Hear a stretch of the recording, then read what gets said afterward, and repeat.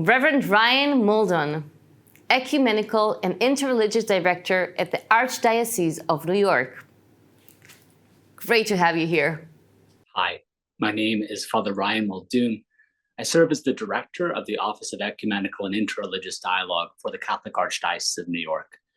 I'm proud to add my voice to our one collective voice in the one fight against anti-Semitism.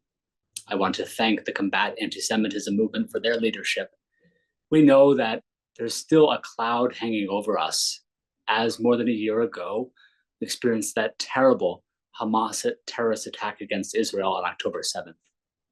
Our hearts continue to break for the ensuing war, but especially for those hostages that are still held in captivity in Gaza. It's been more than a year, and we know that so many innocent people continue to be caught in the grip of that war. We mourn every life lost: Israelis, Palestinians, Lebanese, Jews, Christians, Muslims, and all others. Every human life is precious, and every life lost is a tragedy. Pope Francis often reminds us, and my bishop, Cardinal Dolan, often repeats that religion can never be used to legitimize violence. So as a Christian, and together with all people of goodwill, I want to employ that great tool that we have, prayer and praying for peace in that land that we call holy.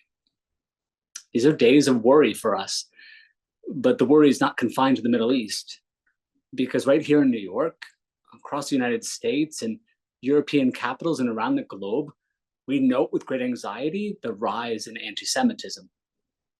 I want our Jewish friends and my Jewish colleagues here in New York and around the world to know that you are not alone.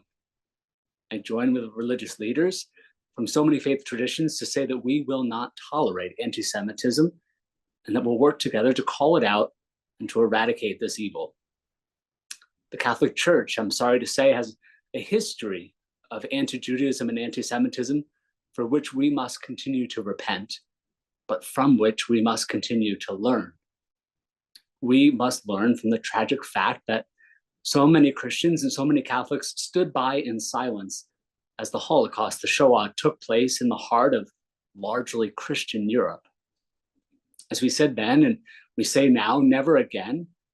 Well, now is the time for us to put our actions behind those words as we stand with the Jewish community and all people of goodwill, united in one voice to be part of this one fight against anti-Semitism.